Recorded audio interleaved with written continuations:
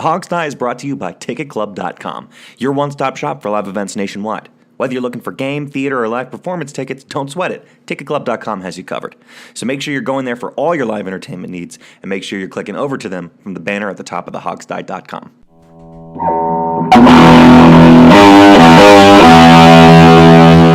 The Hogsty presents It's Just Business with Steve Thomas and Rich Rogers. And now, here's your host, Chris Larry.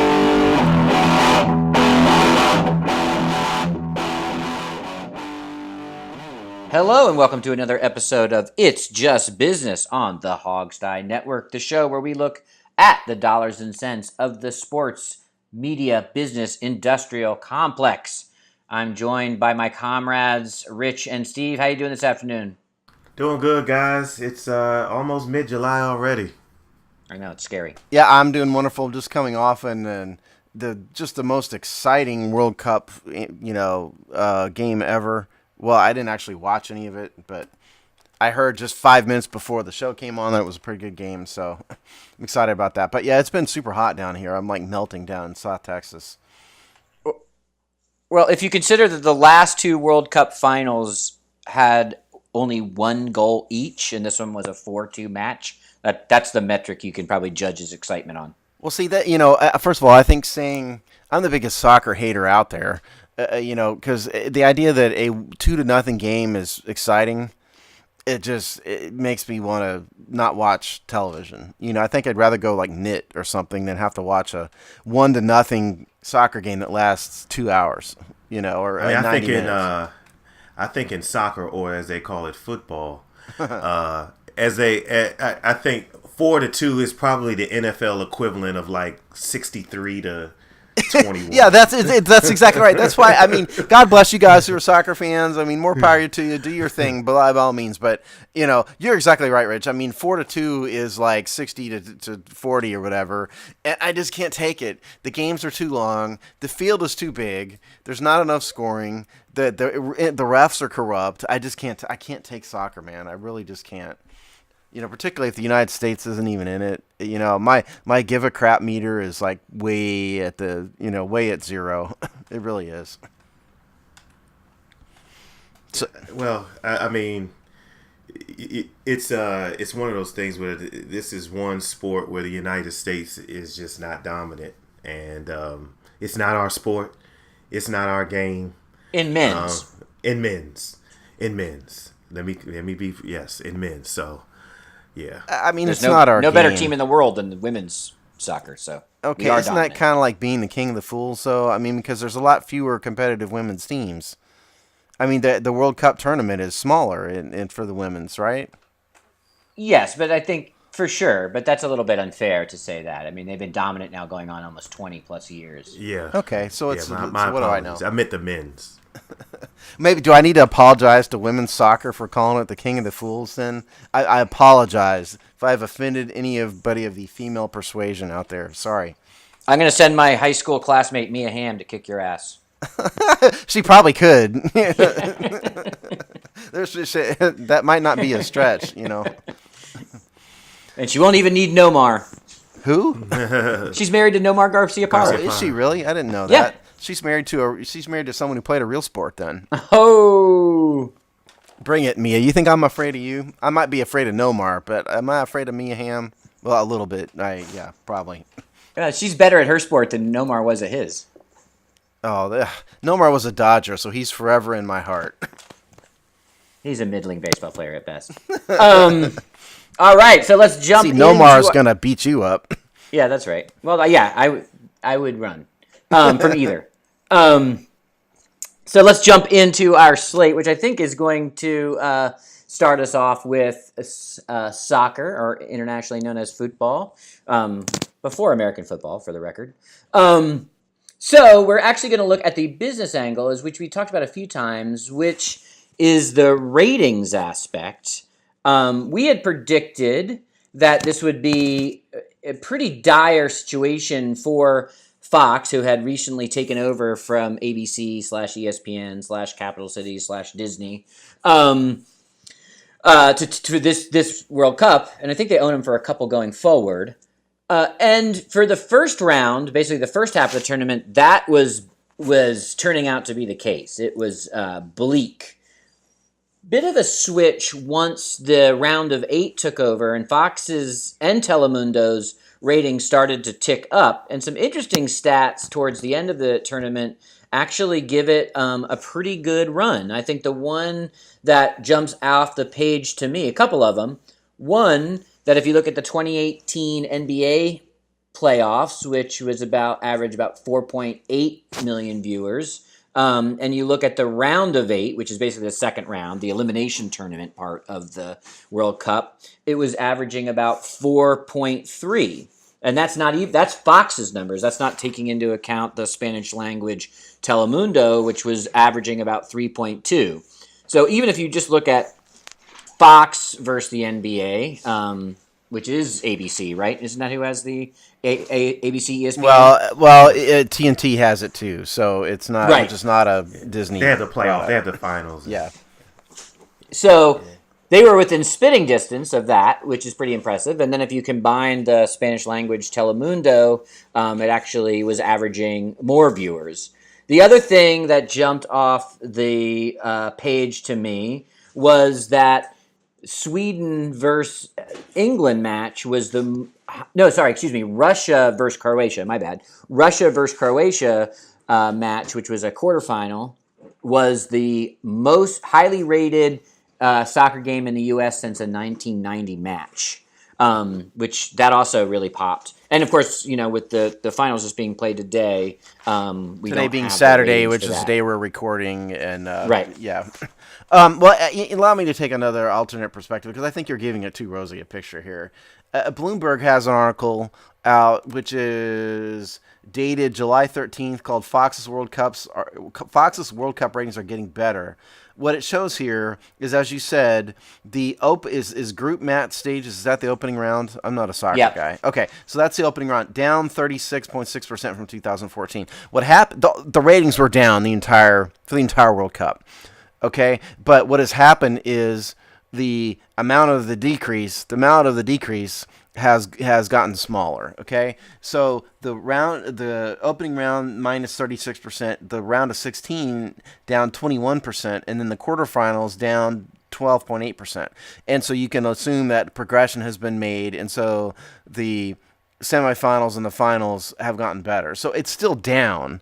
I think this didn't really occur to me until right now, but I think a better comp than the NBA playoffs may be the Olympics. The Olympic rate, number one, I think the Olympic ratings may be more of a comp. Number two, I don't know what Telemundo's reach is. Is that just an American network, or does that go into Latin America? Because if so, I don't know if that's a valid comparison. That's my question. So I don't know the answer to that for Telemundo. But, there's no doubt it's down. I just think it's down less than what everybody thought, which is a win in some respects for Fox. This summer, what else is on? Not much. What do we? Okay, you're probably at the midway point of Major League Baseball, and you got the All-Star break coming up. But most casual to hardcore baseball fans, or MLB fans, are tuning into baseball. But I do think that there is something to it. I think that maybe it has something to do with an increase, maybe an increase in the number of people from foreign countries in the United States. I don't know, but it's really not. It's probably the only game in town for the most part. For some. The thing I would point out that's unfair in the NBA comparison is that the NBA playoffs are yearly. The World Cup is every 4 years. So that's where the little bit of the apples and oranges come in, and where probably, yes, the Olympics would be a better yardstick. And I don't have it in front of me, but I would be willing to bet that the marquee Olympic sports would outshine on average the World Cup. But there's a couple also key differences there. One, that people in the U.S. are usually watching highlight packages in prime time versus live sports. And they don't do that with the World Cup.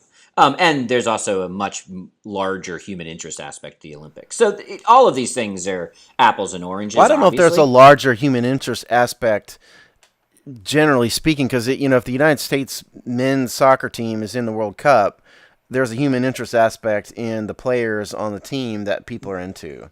But the networks don't. The networks market to women way more in the Olympics, and that means you're getting much more up close and personal type of coverage than you are even of a U.S. men's team in the World Cup. Okay, well, fair enough. And to answer my question, Telemundo is available around the world. So I don't know if the ratings you were talking about were more than the Telemundo numbers were more than just the United States, or that's like the worldwide numbers for Telemundo. Open question. I mean, we're what we're talking about, as you mentioned a second ago, is margins, right? We predicted deep losses for Fox. They're probably in the punching distance of breaking even, and in the end, that's considering no U.S. team, time zone shift, and a general disgust towards Russia. Those are big hurdles. So if they get close to breaking even, they're going to have to. I guarantee they're breathing a sigh of relief. Oh yeah, there's no doubt about that. There's no doubt because it could have easily been a financial disaster. Because as we mentioned on the last show, they paid I think $425 million for 2 World Cups, whereas so if you divide that by 2, that's $212 million per World Cup, and ESPN paid about $100 million. So I mean they're paying over twice the amount, and if they didn't take a huge bath on it, I'm sure, like you said, they're breathing a sigh of relief. So I mean the question to me, the more I think about it, the more I think the Olympics is really a more valid comparison because. I mean, at the conclusion of every World Cup, what we always hear is that this is the moment. This is the moment that soccer is going to finally become a major sport in the United States. It's going to gain a foothold, and it never happens. Never happens ever. I don't think this is going to change. I'm already hearing that just today. When I preparing for the show, saw many people say that. Well, history says otherwise. It's a niche sport. It has room to grow as a niche sport, but that's what it is.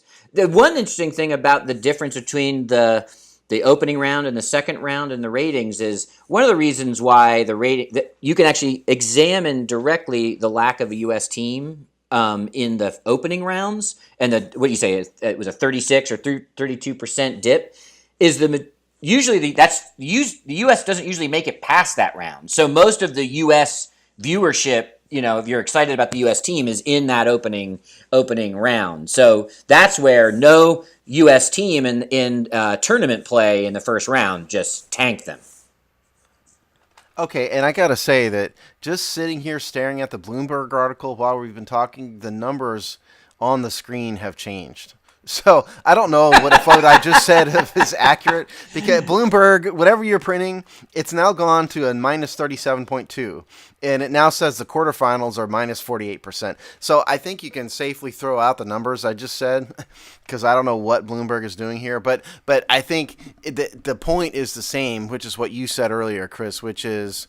It was a big loss in the opening rounds, and it's gotten slowly better. No matter whatever the heck is going on with this Bloomberg article, I don't know. But I think the point is the same.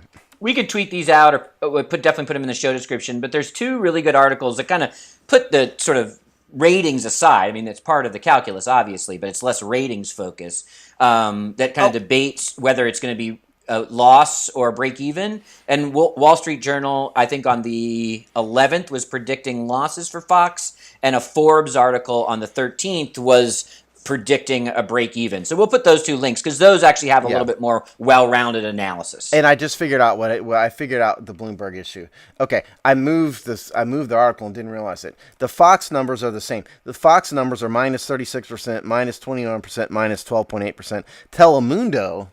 I had moved to the Telemundo numbers and didn't realize it. Telemundo was down 37% in the group stage, down 31.7% in the round of 16, and down 48% in the quarterfinals.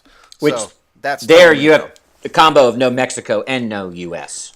So maybe FIFA And U.S. Soccer should use Josh Norman as a ambassador There you go. and a liaison because he's quite fond of the sport, which maybe they've got something there. Kobe Bryant's a big soccer fan too. I mean, they'd be wise to get some of these U.S. popular athletes involved in like a marketing campaign. I mean, I think, I don't know if Kobe would be willing, but I guarantee you Josh Norman would take a buck, to go do some commercials.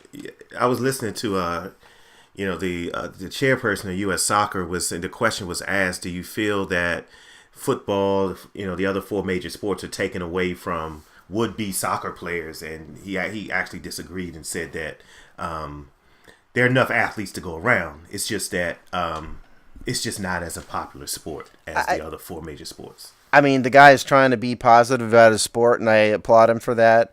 But I think that's a bunch of absolute horse hockey. You can't tell me that Steph Curry wouldn't be an outstanding soccer player, just off the top of my head, right? An elite athlete with elite hand-eye coordination, speed, like an NFL corner, a guy with that kind of body type.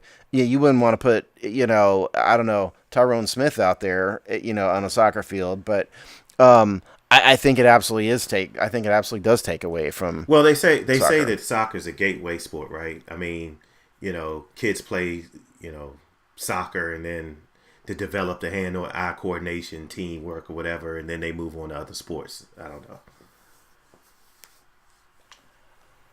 I mean, I think every kid played at least a season of soccer in America, right? At some point in time. I did. I played like 4 years of soccer as a kid, and then I gave it up and started playing football, My soccer experience. We've talked about that before. My soccer experience was that the coach told me, look, I need another man, and the only reason why I'm taking you is because I need an extra player. So that probably made you feel good. Yeah, I felt great. So, but we've talked before about how you could make a case that if you consider youth soccer, it's one of the most popular sports in America. But the interesting thing about the perception of soccer, and with soccer, up is down and down is up in the United States compared to the rest of the world. We know that. That's a given. But one interesting kind of sub-bullet point on that is, and pretty much the rest of the world, maybe a little less in Europe, but the rest of the world, soccer is a working to lower class sport. You see soccer leagues play with a dirt field and a cantaloupe. In the United States, soccer past the age of about 12 or 13, and actually even starting around that age, is actually a kind of elitist. Its view is kind of an elitist blue blood sport. And I think that starts in youth soccer because they siphon the good kids off quickly into traveling teams. And then by the time high school hits, it's actually considered a little bit of a prestige sport. It does not have that kind of you can play it anywhere with anything vibe that the rest of the world, that's what drives it. Well, and that's the same thing with baseball in the United States. I've been through this personally. The elite baseball kids get identified, at age 8, 9, 10, and then they're on travel teams, and it's paying a lot of money and lessons. And it's the same thing in soccer. I think elite youth soccer and elite youth baseball are the same in that regard.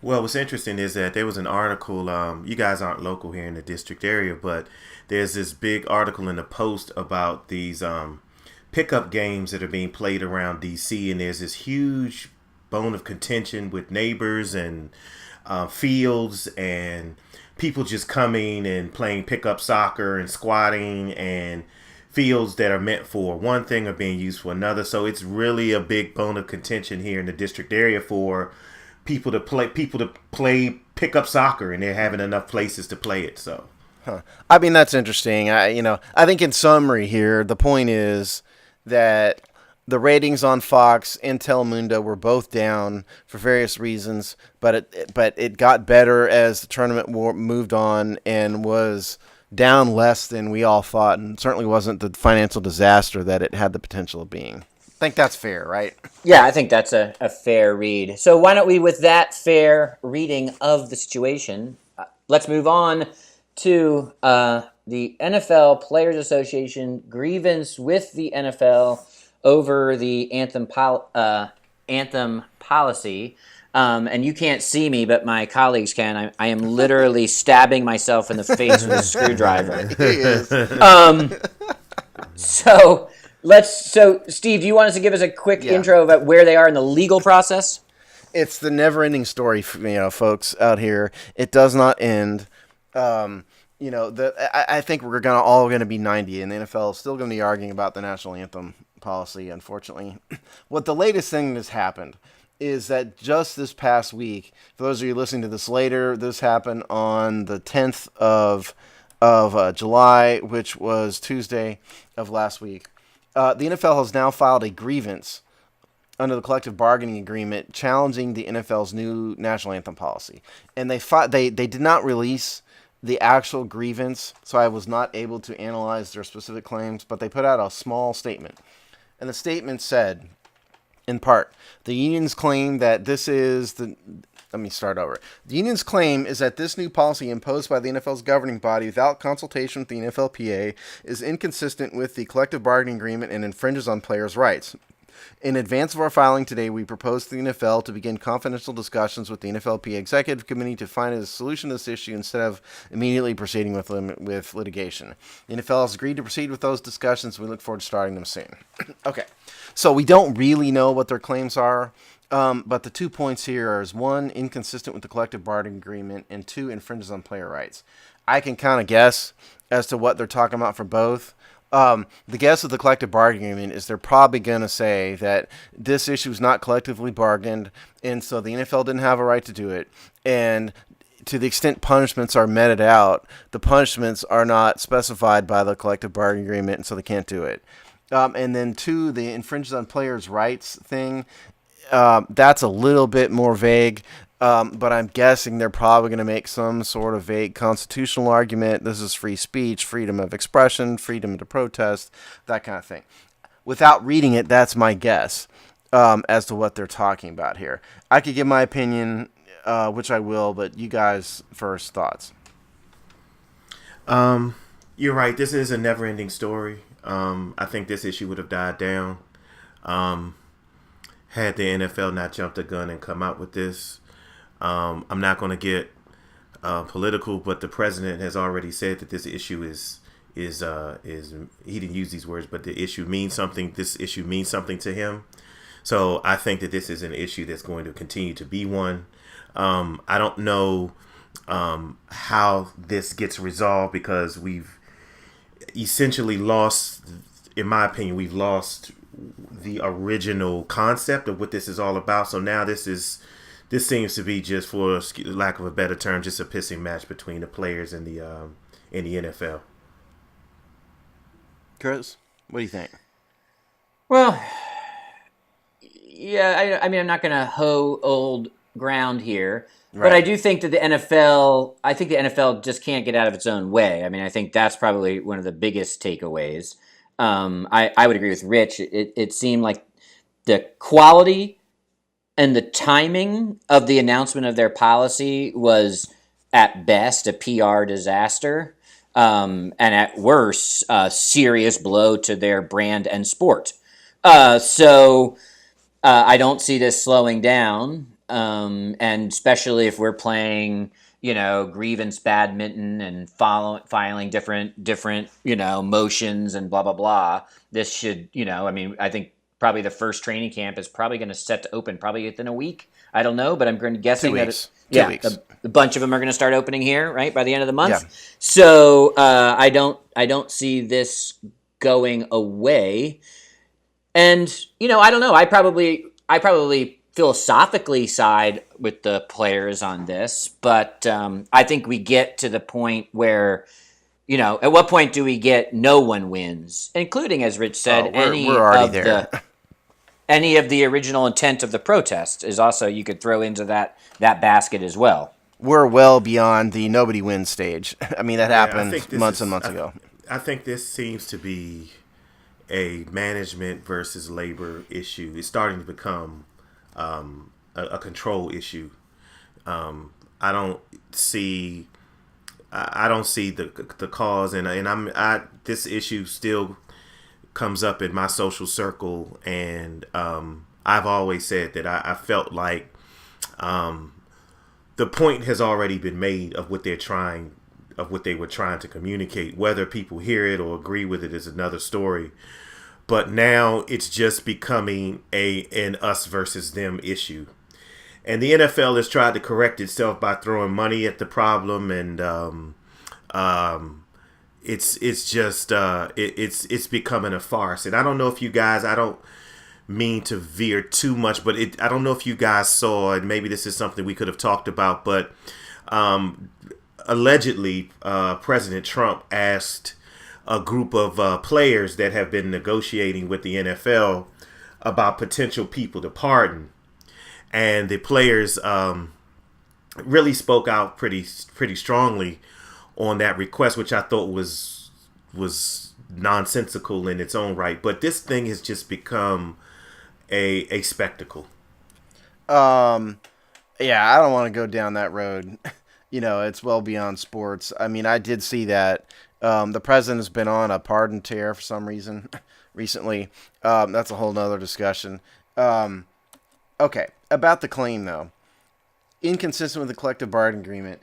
I can tell you guys that the national anthem is not mentioned in the collective bargaining agreement anywhere. It's not an issue that was collectively bargained back in 2010 for the 2011 CBA. It's just not in there at all. There's no doubt it will be in the next one, or at least it'll be raised in the negotiation. But the general gist of it is, in simple form, is that if it's not a collectively bargained issue, and it's not otherwise prohibited by federal law or some other applicable law, the NFL can do this. Okay? And in this case, the NFL Constitution and the NFL bylaws basically more or less give the NFL front office the right to run the NFL and pass rules with regard to the logistics of games, and more or less the teams have to obey the rules.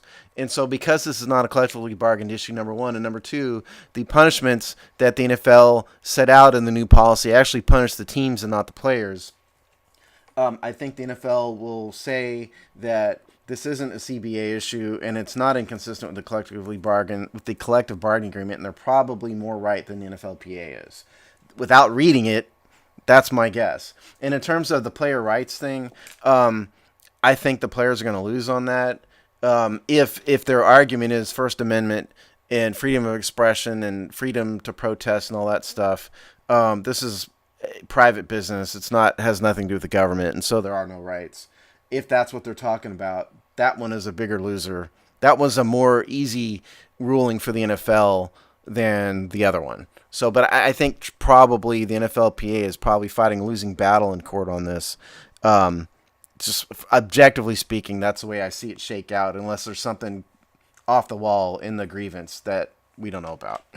But it's not always about winning, right? In terms of some of these things, some of it's about rallying its rank and file by showing that it's doing something, starting to ramp up for the future CBA fight.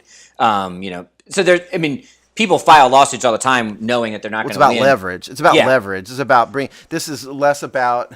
It's less about probably winning in court, and it's less about getting to the Supreme Court, than it is about probably forcing the NFL to renegotiate this to something more acceptable. At this point, God only knows what acceptable is for anybody. There's literally not a solution that will make the country, the NFL, consuming public happy. At this point, there's no winning solution to it. And this isn't going to bring it. This isn't going to bring a solution. I don't know about that. I think depending on what the majority of the American public think, and if the majority of American public think that it's disrespectful and that players should stand, I think those fans would want to see if the NFL really came down and handed out individual punishment. Whatever, suspension, fines individually, I think that would satisfy some of the people that feel like these there's players no doubt. And count me among that group. That's the way I feel. But that's not going to make everybody happy. No, it's not going to make a happy. Yeah. I don't. You're right. This is a no-win situation, but I think this to me is a labor management issue, and the people that disagree with the players want the players handled. They want them disciplined. They want to force them to comply. And if they don't, they want, I'm not literally, but they want blood. And I think that that's what this is. I mean, I just don't know what the NFLPA really wants here, what they can really expect the NFL to do at this point. Because the one thing that definitely isn't going to happen, I think, no matter, absent a court order from the United States Supreme Court, or an order from a court that is upheld by the Supreme Court, I don't think that the NFL is going to allow players to continue to kneel. That just isn't going to happen, in my opinion. So I don't know what the end game here is that the NFLPA is trying to get with this grievance. I really don't. And maybe it's just because they feel like they have to support their membership, which is understandable, and try to fight the good fight. If that's the case, sure, I get it. But I don't know if they can realistically expect to get what they want at this point. Here's the idiocy of the NFL in this. There's lots of idiocy of the NFL. This was probably going to go away. Okay, here's the idiocy on the part of the players, in my opinion. It became less about the issue because a lot of players, maybe some players didn't understand why they were doing it. It was just, oh, he's doing it, then I got to do it. I got to do it with my brother, and if my brother's going to kneel, I'm going to kneel. It became that situation. Probably. But the crazy part of it is that the NFL and because he has interjected himself into the sports arena, the president has galvanized the support of NFL owners and the support of the labor part. So when you have that level of support, then now the NFL feels it needs to flex when it really didn't have to. So I think now you have a situation where, okay, the president has interjected himself and has made it very clear of how he feels about this issue. So the NFL, on their part, what is their motivation for this? It's all about control and about their product and their image. I've always said, every time we talk about this, that I think what the NFL should have done in the beginning, the first time anybody knows Colin Kaepernick doing this, was to just pass a rule immediately. Says everybody stand, period, the end. Tough luck, Colin. And if they'd done that in week one, there would have been a fight, but it wouldn't have been anything like what we had. I think that would have been the way to handle it. Rip the Band-Aid off, so to speak, and be done with it. And I do think, Rich, again, we don't want to get political on this show because that never goes well for anybody. But I do think you're right in that certainly the president's comments have stirred up the issue. It's like poured gasoline on embers that were almost died out. It was like the campfire was almost out, and then we poured a gallon of gasoline on it. That's kind of what happened for sure. But the point here with this, we don't want to rehash old shows here. The point is that this grievance is now out there. I gave you my opinion of the grievance. I think it's probably a leverage thing. It's either a leverage play or just a way to show that the NFLP is standing up for its members, I think. Yeah, I would agree with those. I would probably reverse those in level of importance and why they're doing it, but I think it's 6 to 1/2 dozen. Yeah, because they're not going to win. There's just, I think, a very little chance they're going to actually win in the end. All right, well, we're moving on. I'm sure the world will give us more opportunities to talk about this story, unfortunately. It's going to be like LeVar Ball. It's going to be the never-ending story. LeVar Ball and the anthem policy are going to be the two most popular topics on this show. The cockroaches of topics. They'll never go away. Yeah. And to my African American friends that are boycotting, I am not boycotting the NFL. As a matter of fact, the Redskins contacted me and offered me season tickets that I'm considering buying. So, hey, I'm just saying, if you buy season tickets, a couple people who would love to go. Just saying, hint, hint, hint. Remember that. And to my friends, I did boycott the NFL a year ago. With the exception of the Redskins, we'll see what happens again this year. Yeah, I think boycotting something that you enjoy doing is stupid. I had to do it. That's a great way to sum it up, Chris. That is, yes. It's stupid both ways. Let's just have fun with football. And just let me just say this before we move on. The reason why my wife and I, that's like our bonding time during the week. She's a huge football fan. And we go to games, we watch games. That's something that brings us together. And I'm not going to That's just not to your point, Chris, which was well stated.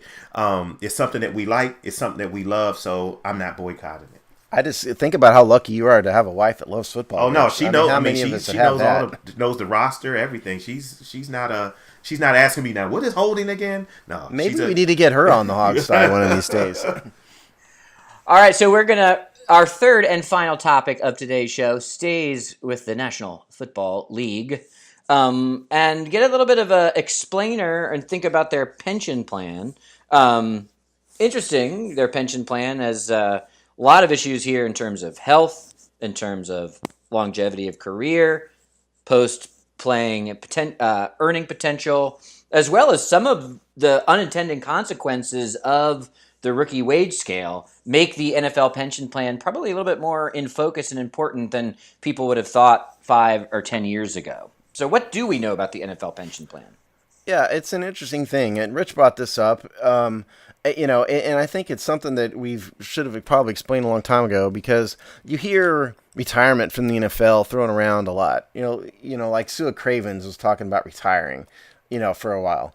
Well, you can't retire from the NFL, as a first-year player. So, but they do this. The collective bargaining agreement establishes, or rather not establishes, but keeps going, a whole bunch of benefits that players get. Being an NFL player is ripe with tons and tons of benefits.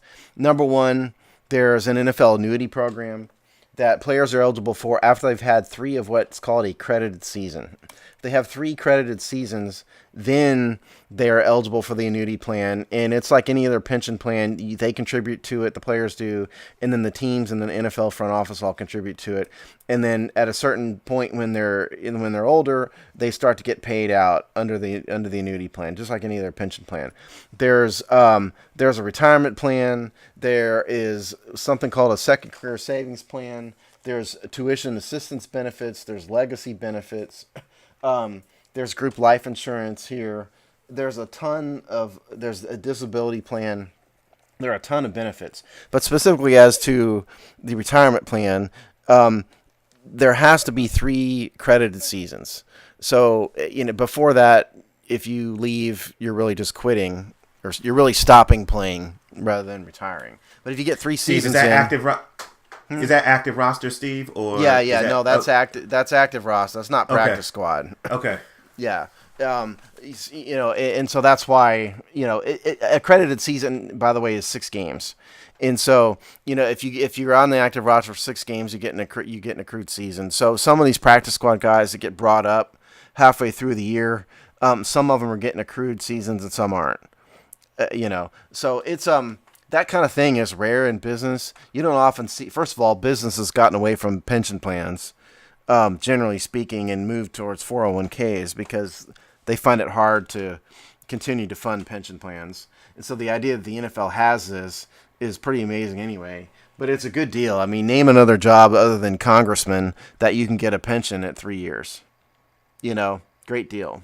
Thoughts? I mean, I just wonder, and the reason why this is fascinating is because I always wonder, and Steve, you and I have had this conversation offline about players and their ability in terms of life skills and things and skills that they have. Because you're never going to let me forget that I messed up and said life skills one time instead of job skills. Yeah, well. You're never going to let me forget that. No, and it's just curious, a guy could is, 25, 26 years old and is already out of the NFL or even younger than that. And I was just curious as to how that works financially. But if you're saying 3 accrued seasons, I wonder if it's I just bare bones for me. I'm wondering like what a check would look like for a player like I'm trying to think off the top of my head of a player that had just about 3 full seasons, Well, it doesn't matter. Let's just assume assume it's a rookie, who does his initial 4-year rookie contract. He was a 5th-round draft pick.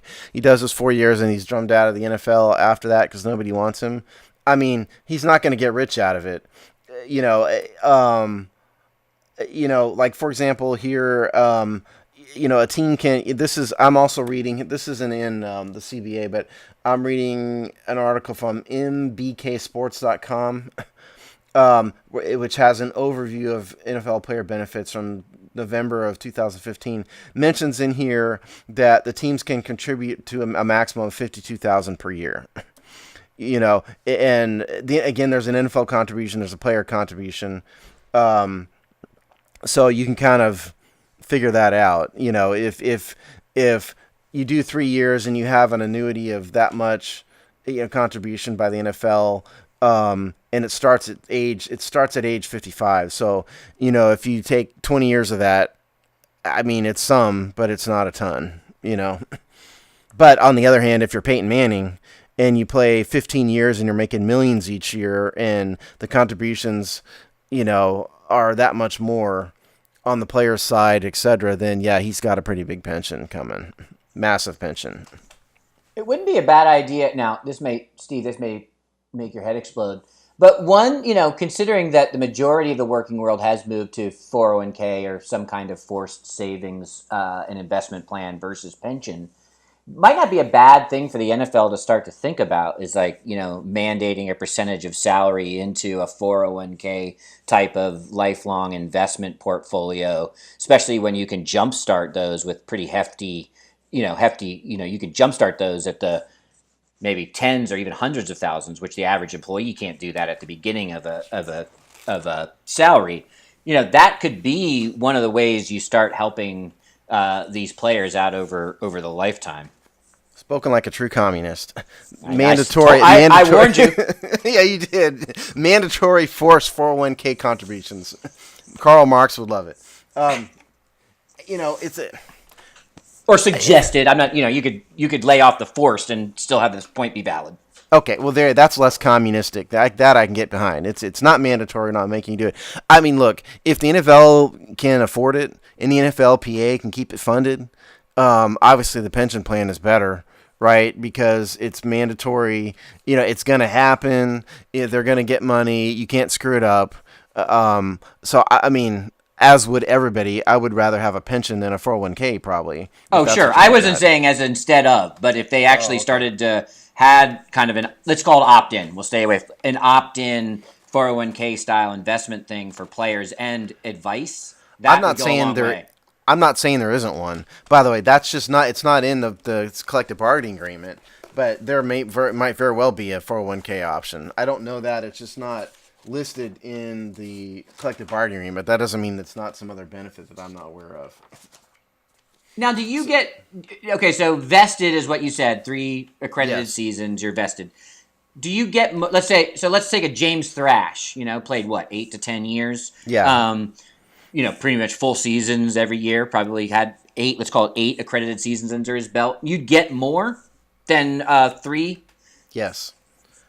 Yeah, because you're paying into the plan for more years, and the NFL is paying into the plan for more years, and so your half of the pension plan is bigger because there's been more paid in because there's more years, and whatever percentage of the salary that goes to the pension plan is more for him because he had more money made out, than your average, 3-year guy. Well, that makes it interesting because a spate of articles lately, an analysis about the rookie, the rookie wage scale was supposed to protect veterans, and is actually, some are starting to look at the analysis and say it's actually had a detrimental because it just is cheaper for teams to keep players on their rookie contracts, and so that means the league's getting younger faster and phasing out veterans, earlier. So that's an interesting topic. We could probably start here and kind of continue on in future episodes. But if that trend is correct, that means this is another way that veterans actually get hurt because,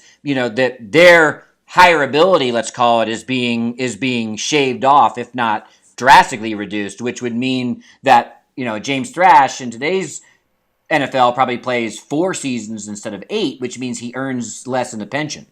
And Thrash played 12, by the way. Wow. Just looked out, so he played 12.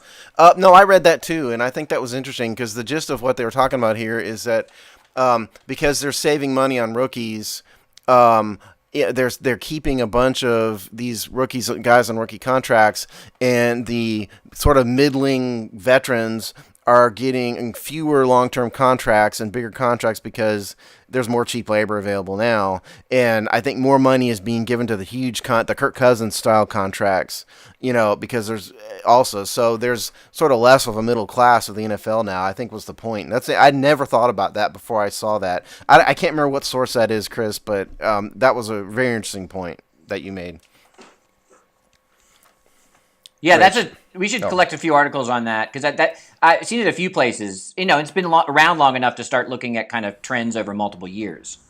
Well, I was listening to Schaefer, and they actually have a formula that the Redskins stick to, is that there's a certain percentage of players that they keep that are on rookie deals versus veteran contracts. And they try to stick to, I think it's almost 50-50 or something like that. I don't know. But I found it really interesting. And that goes back to, fans have been clamoring for years to build through the draft. Well, here's an opportunity. I mean, they had 11 picks for next year's draft. They just used one in the supplemental draft, so they still have 10 picks, which could essentially mean that more veterans lose their jobs. I mean, just think about, like, for example, if you're talking Redskins, because we're all Redskins fans and we're a part of the Hogside Network here on this show, just think about a guy like Bashaud Breeland. The Redskins declined to sign Bashaud Breeland to a new contract and instead drafted Adonis Alexander and Greg Stroman to replace him. Two guys are on basically min-salary rookie deals, and they let Breeland, who, while a little bit of a pain in the butt, was no doubt at a minimum a solid performer, but they just let him go in favor of the cost savings. Not like that's like a new concept, but in the advent of the scaled rookie deals, it's more advantageous to keep the Adonis Alexanders of the world than it is to bring Breeland back on a much bigger number, even more so than it was before. It is about the guaranteed money, right? I mean, yeah. That's really what it's all about, and the number. I mean, guaranteed money that takes up your cap. I mean, you talked about Bashaud Breeland, but let's not forget that Josh Norman is headed into his last year of his deal. I think there's an option coming up next year. So. No. Bashaud Breeland has 3 more years left on his deal. 2018. Wait a minute, you mean Josh Norman or Bashaud? Yeah, I'm sorry. Josh Norman has 3 years left on his deal, including this coming year. What you're talking about is in 2018 he had more money that became guaranteed, and so the Redskins basically had an opt-out earlier in the 2018 season where they could have gotten rid of him before all the money came guaranteed. So now they're stuck with his contract again. He's completely uncuttable this year under any circumstances. Next year they could cut him, but it would be another big dead cap money hit if they did it. But that's what you're talking about. But he's got 3 years left. All right, so these are stories that we'll be continuing to monitor. I think we'll definitely return to this idea as the rookie wage scale hurt the sort of middle-class veteran status, and we'll dig up some articles and do a little bit more research on that. But all of these stories, including actually the NFL player grievances, are all sort of road signs and a path towards the fight that will be that next CBA. So that's also a big lens to view all of these stories with and through. The CBA battle is going to be a war, folks, this year. In 2 years. There's no doubt about it. I mean, it expires in 2020. It's going to be brutal. Just when the Redskins are going to make it to the Super Bowl, we'll have a lockout. The Redskins have a history of winning the Super Bowl in lockout years. Yeah, that's not necessarily a bad thing. Yeah. That may be good. We may have a bunch of replacement guys again. And very much under the radar that the Redskins did right by the 87 team and gave them Super Bowl rings. I don't know if you discussed it on the other. We did. We talked about it on the Hogstar. Okay. Yeah. All right.